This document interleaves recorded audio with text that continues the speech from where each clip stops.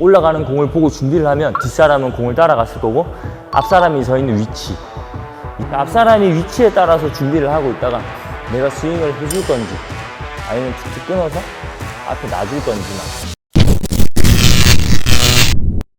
짱아! 안녕하세요. 콕콕 배드민턴의 짱코치입니다. 안녕하세요. 익스민턴 아카데미 김경태 코치입니다. 지난번에 또 수비 언더에 대해서 천에는 조회수가 굉장히 잘 나왔어요. 많은 분들이 궁금해하시는 내용이었던 것 같은데, 그러면은 저희는 드라이브를 많이 추천을 하지만 경기를 하다 보면 또 다양한 상황이 있잖아요. 그래서 언제 올려주고 언제 드라이브를 쳐주고 또는 언제 대각선으로 틀고 이런 좀 운영 방법에 대해서 좀 궁금해 하시는 분들이 많으시거든요. 게임 하다 보면 높게 올려야 될 때도 있을 거고, 그렇죠. 상황에 맞춰서 드라이브를 걸어야 되는 경우도 있고 여러 경우가 있는데, 이제 어떤 식으로 수비를 하는 게 제일 효율적이고 어떤 상황에서 어떻게 준비를 해서 그 다음 공을 어떻게 쳐주는 게 제일 효율적인지 포인트를 제가 좀 짚어줄 수 있는 상황별 수비 방법이라고 하면 좋을 것 같아요. 질문하시는 분들이 이럴 땐 어떻게 쳤어야 해요? 라고 질문을 하시는데 그러면은 그 상황에 맞는 수비를 하기 위해서 그 과정들을 하나씩 짚어주면 되겠네요. 그쵸? 알겠습니다. 그럼 수비 운영 방법에 대해서 네, 배워보도록 할게요. 네, 가시죠.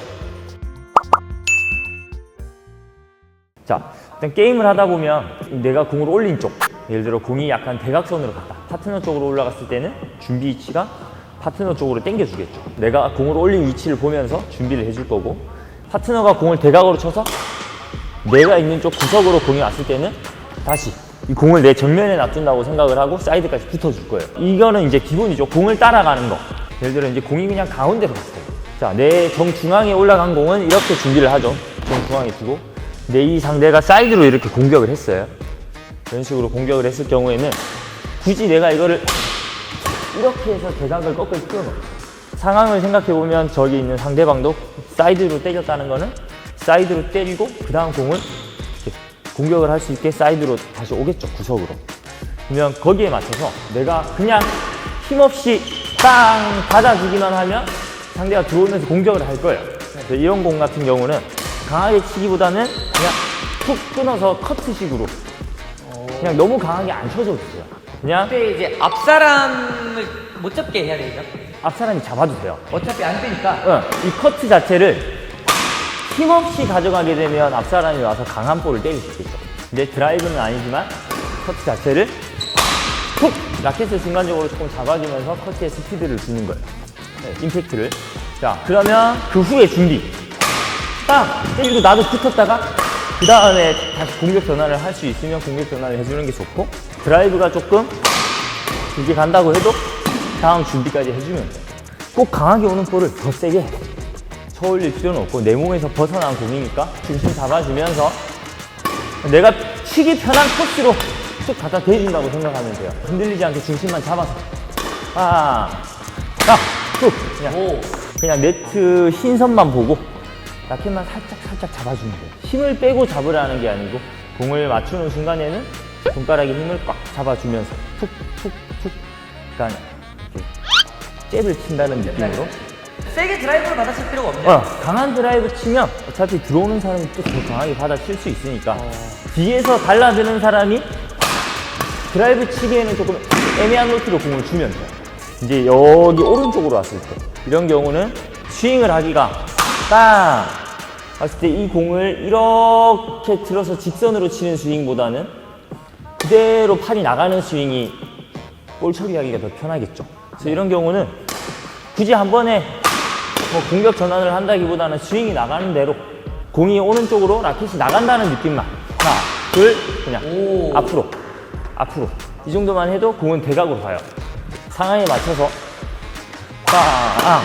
스윙이 나가면 공이 떠서 가는 거고, 내가 공을 올렸을 때 상대방 위치가 보이겠죠. 올라가는 공을 보고 준비를 하면 뒷사람은 공을 따라갔을 거고, 앞사람이 서 있는 위치, 이 사람이 조금 앞으로 당겨져 있는지, 파트너가 여기로 붙었으니까 뒤쪽으로 나가려고 준비를 하고 있는지, 아니면 뭐 반대쪽 뒤쪽을 봐주고 있는지, 이런 준비가 보여요. 앞사람이 뒤로 약간 물러났다 그러면 앞이 비겠죠. 그럼 이런 경우에는 굳이 세게 칠 필요 없이, 스윙이 툭 나갈 필요 없이 그냥 툭 라켓 면만 맞춰서 스윙만 멈춰주면 돼요. 이제 앞 사람이 조금 붙어 있는 게 보이거나 이렇게 앞서 잡으려고 할 때는 그냥 편하게 스윙이 가주면 돼. 그러니까 앞 사람이 위치에 따라서 준비를 하고 있다가 내가 스윙을 해줄 건지 아니면 툭툭 끊어서 앞에 놔줄 건지만. 올려놓고 위치도 파악하고 공을 칠 때 방향으로 이제 컨트롤. 그치. 내가 공을 따라 위치를 가면서도 이 앞 사람이 어떻게 준비를 하고 있는지까지 봐야 돼. 그러려면 어느 정도 급수가 조금 있어야 이 정도의 여유는 있을 텐데, 일단 제일 중요한 거는 공 위치 선정. 올라간 쪽으로 내가 준비를 해주는 거. 위치 선정한 다음에는 공이 내 몸에서 벗어나더라도 억지로 막 이 공을 반대면으로 트기보다는 일단은 편하게 내 스윙이 가는 방향으로 주고 그 다음 볼 쳐. 여기도 스윙이 그냥 나가기 편한 대로 스윙을 해주고 그 다음 볼 쳐.